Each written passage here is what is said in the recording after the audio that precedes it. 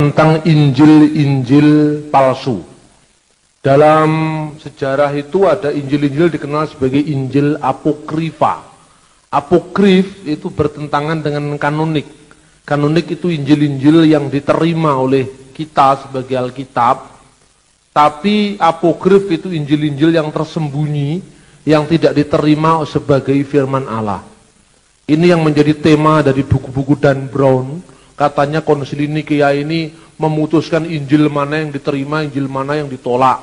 Seolah-olah tidak ada kriteria historis, pokoknya yang disukai gereja, yang cocok-cocok dengan selera gereja diterima, yang tidak cocok dibuang.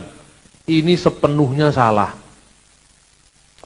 Konsili tidak pernah secara serampangan menetapkan kanon kitab suci. Saya sudah sering menyampaikan ini pada forum Alfa Omega, tapi saya ulang, tapi tentu tidak seluas apa yang bisa saya sampaikan. Yang pertama-tama, keempat Injil ini semuanya berasal dari abad pertama Masehi. Injil Markus ditulis kira-kira tahun 58 sampai tahun 60. Injil Lukas kira-kira ditulis pada tahun 75 sampai tahun 80. Injil Matius kira-kira ditulis pada tahun 65 sampai tahun 70. Dan Injil Yohanes ditulis kira-kira tahun 85 sampai tahun 90. Sementara kitab-kitab yang namanya kitab apokrif termasuk Injil Yakobus, Injil Yudas, Injil Thomas, Injil Bartolomeus, Injil orang-orang Mesir, Injil Markion, Injil orang-orang Ibrani, itu paling tua ditemukan sekitar tahun 150 Masehi. Contohnya Injil Yudas, itu ditulis kira-kira tahun 160-an. Sehingga ketika bapak gereja yang bernama Irenaeus menolak keberadaan Injil Yudas, maka Injil Yudas ada sebelum Irenaeus. Injil Yudas ditulis itu abad kedua. Dan Injil Yudas itu menulis hal-hal yang sebenarnya tidak jelas, bukan Yahudi misalnya. Aku tahu engkau ya guru, engkau berada di alam yang tidak pernah mati, yaitu di alam Barbelo. Apa Barbelo itu? Tanya orang Yahudi di seluruh dunia, enggak ono sing ngerti Barbelo. Barbelo itu bahasa Mesir atau bahasa apa? Enggak jelas. Ada lagi dari pancaran Barbelo, yaitu ibu dari semua dunia ini, muncullah sekian ion-ion. Lah ini apa? Ini ajaran Plato, ajaran Helenisme, itu filsafat.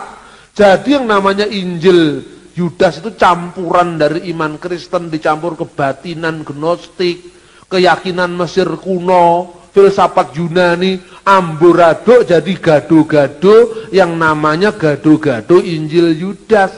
Lah gitu kok bingung.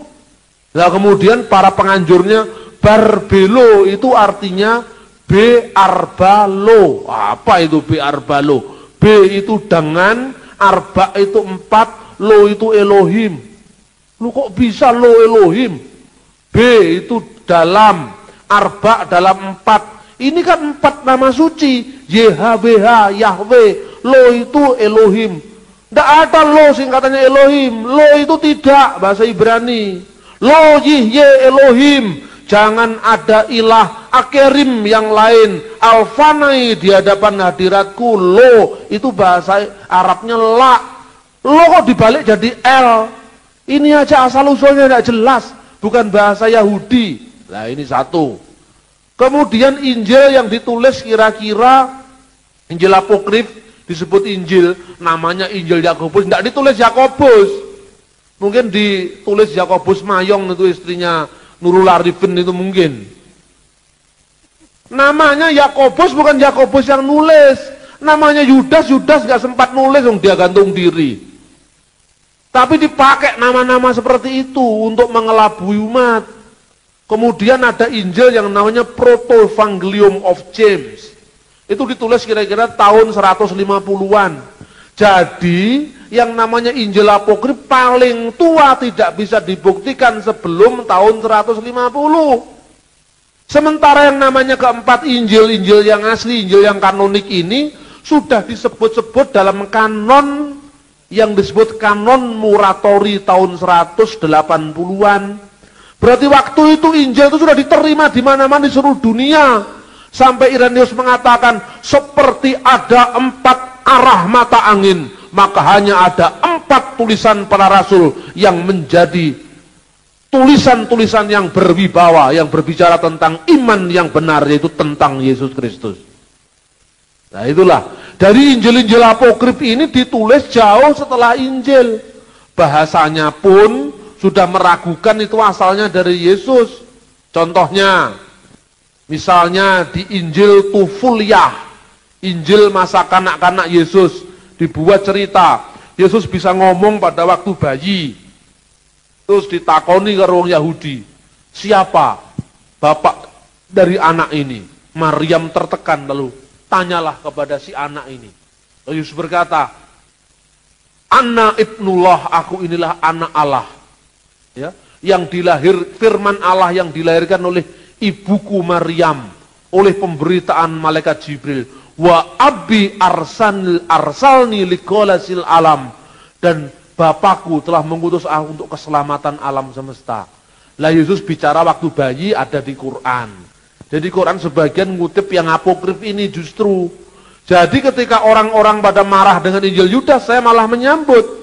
Saya malah mau nulis tulisan yang berjudul Injil Yudas dan makna pentingnya dalam studi heresiologi.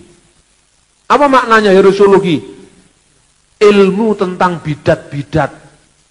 Jadi penemuan Injil Yudas ini sangat penting karena membuktikan bahwa tulisan Bapak Gereja yang bernama Irenaeus benar adanya, bahwa ada sekte sesat yang namanya Injil Yudas.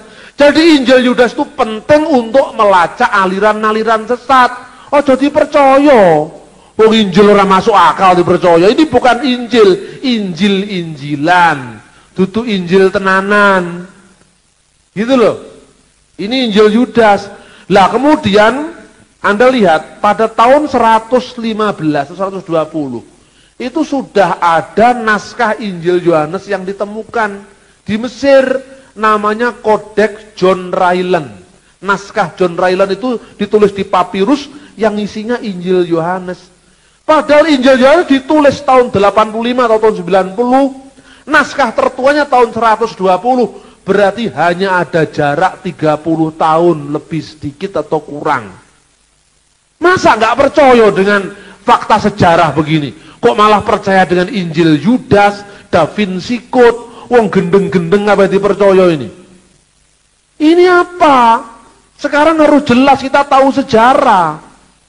Terus kemudian apa lagi yang namanya Injil Yudas? Kalau Anda tanya, apa betul kitab-kitab itu ada? Lah ini. Teman-teman Islam polemik juga tidak beres itu. Ngomong, Injil ini karena berbeda dengan keyakinan gereja, maka telah dibakar dan dimusnahkan. Sing ngebong iku sapa Pak D? Enggak ono sing ngebong. Injil-injil palsu itu masih bisa Anda baca. Ojo gumunan, ojo kagetan, ojo goblok. Injil-injil itu masih Anda bisa baca. Salah satu kumpulan dari Injil-Injil apokrif, kitab-kitab palsu itu ditulis oleh M.R. James dalam bukunya yang berjudul The Apocryphal New Testament. Itu lengkap ada di sana. Kok dibakar? Yang bakar siapa? Kalau Quran yang non-Utsmani pernah dibakar. Satu yang dipertahankan yaitu naskah Utsmani. Kalau di Kristen tidak pernah ada pembakaran-pembakaran kitab. Tidak pernah ada itu. Saya tegaskan. Karena sampai hari ini masih ada naskahnya. Nah, soal Injil Barnabas, saya pernah nulis itu bukunya. Telah akhir si Injil Barnabas, Anda bisa baca buku saya langsung. Kiranya Tuhan semakin memperlengkapi kita dengan hikmat, dengan kebijakan, dengan pengetahuan tentang Allah dan tentang firman-Nya, Yesus Kristus yang menjadi manusia, dan kita semakin diperlengkapi dalam iman percaya kita, sehingga keyakinan kita bertambah-tambah kokoh di dalam Dia, dan semakin kita disempurnakan seperti Bapa di surga sendiri adalah sempurna.